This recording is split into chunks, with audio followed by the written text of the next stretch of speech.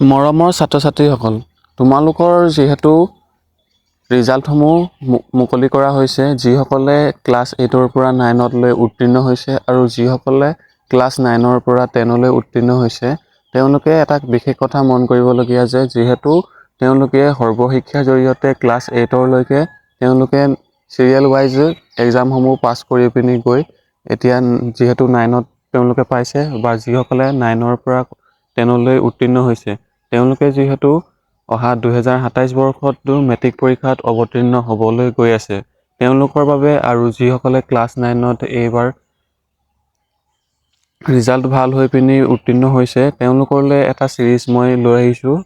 এই চিৰিজটোত তোমালোকৰ বাবে ক্লাছ 9ৰ যিখিনি পাঠদান কৰা হ'ব বা ক্লাছ 10ৰ যিখিনি পাঠদান কৰা হ'ব, সেই পাঠদানৰ যিখিনি প্ৰশ্ন উত্তৰ সমাধান কেনেকৈ তোমালোকে কম সময়ৰ ভিতৰতে যিখিনি প্ৰশ্ন উত্তৰ তোমালোকে কৰিব পাৰিবা।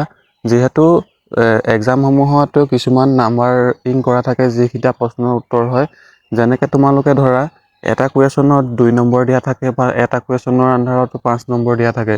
নাম্বাৰ ৱাইজ তোমালোকে কেনেদৰে কুৱেশ্যনসমূহ উপস্থাপন কৰিব পাৰিবা, যিহেতু পৰীক্ষা হলত টাইম মেনেজমেণ্টক লৈ পিনি বহুতো ষ্টুডেণ্টে যিসকলে বিশেষ বহুত জানে কিন্তু টাইম মেনেজমেণ্টৰ অভাৱতে তেওঁলোকে যিখিনি প্ৰশ্ন উত্তৰ সমাধান হয়, সেই সমাধানসমূহ কৰি বা ছল্ভ কৰি থাকোঁতে বা তেওঁলোকে উত্তৰসমূহ দি থাকোঁতে অসুবিধাৰ সন্মুখীন হ'বলগীয়া হয় বা তেওঁলোকে সেই অসুবিধাৰ সন্মুখীনৰ জৰিয়তে সেই প্ৰশ্নসমূহৰ উত্তৰসমূহ লিখোঁতে তেওঁলোকৰ সময়ৰ নাটনি হয়।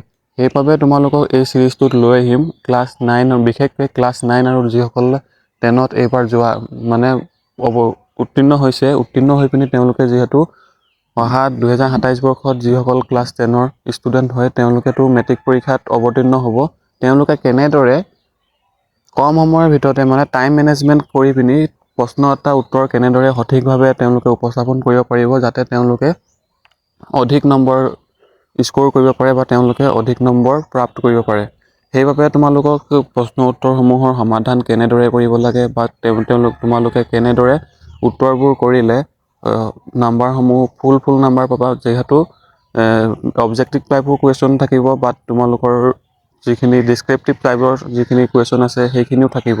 সেইবাবে তোমালোকে যিহেতু যিটো প্ৰশ্ন হয়, যিমানখিনি লিখিব লাগে সিমানখিনিয়ে তোমালোকে লিখিব লাগিব। অবাবতে তোমালোকে যদি এগাল লিখা, যেনেদৰে তোমালোকে ধৰা 2 নম্বৰ প্ৰশ্ন এটাৰ যদি উত্তৰ তোমালোকে 5 নম্বৰৰ সমান লিখা বা 5 নম্বৰ উত্তৰৰ যিটো প্ৰশ্ন হয়, 5 নম্বৰিঙৰ যিটো উত্তৰ হয়, সেই উত্তৰটো যদি তোমালোকে 10 নম্বৰৰ যিটো উত্তৰ হয়, সেই মতে তোমালোকে লিখা 10 নম্বৰ কুৱেশ্যন এনচাৰ এটা যিমানখিনি লিখিব লাগে সিমানখিনি লিখা উত্তৰ, তেনে ক্ষেত্ৰত তোমালোকৰ সময় নাটনি হোৱাটো স্বাভাৱিক। সেইবাবে তোমালোকে নাম্বাৰিং ছিষ্টেমত তোমালোকে কেনেদৰে প্ৰশ্ন উত্তৰবোৰ উপস্থাপন কৰিব পাৰিবা, সেইসমূহ তোমালোকক এই চিৰিজটোত লৈ আহিম। তোমালোকে যদি ভিডিঅ'টো চাই আছা তেনে ক্ষেত্ৰতো যিটো চেনেল নতুনকৈ ষ্টাৰ্ট কৰিবলৈ গৈছোঁ, সেই চেনেলটো তোমালোকে ছাবস্ক্ৰাইব কৰি ল'বা। এই চেনেলটোৰ জৰিয়তে তোমালোকে ক্লাছ 9 আৰু ক্লাছ 10ৰ যিখিনি প্ৰশ্ন উত্তৰ সমাধান আৰু লগতে পুৰণি প্ৰশ্ন কাকতসমূহৰ যিখিনি সমাধান আছে, সেই সমাধানসমূহ তোমালোকক দিম। তোমালোকে নিশ্চিন্ত মনে থাকা, 100% কমন ইয়াৰ পৰাই আহি যাব। তোমালোকে বেলেগ নাচালেও এইখিনি প্ৰশ্ন উত্তৰ তোমালোকে চাই যাবা।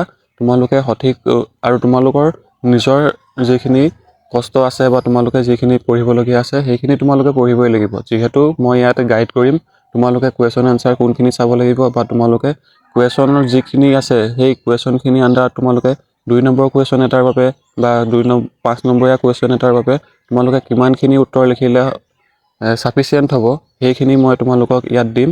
বা তোমালোকে নাম্বাৰসমূহ কেনেদৰে ফুল নাম্বাৰ পাবলৈ সক্ষম হ'বা, সেইখিনি মই ইয়াত গাইড কৰি দিম। তোমালোকে এইখিনি মতে তোমালোকে যদি ফ'ল' কৰি পিনি তোমালোকে উপস্থাপন কৰা পৰীক্ষাৰ কাকতৰ যিখিনি উত্তৰ বহি আছে, সেই তাত যদি তোমালোকে উপস্থাপন কৰা, তেনে ক্ষেত্ৰত তোমালোকে যিখিনি নাম্বাৰ আছে সেই নাম্বাৰসমূহ তোমালোকৰ কটা নাযায়। তোমালোকে নিশ্চয়কৈ সেই নাম্বাৰসমূহ পাব পাৰিবা।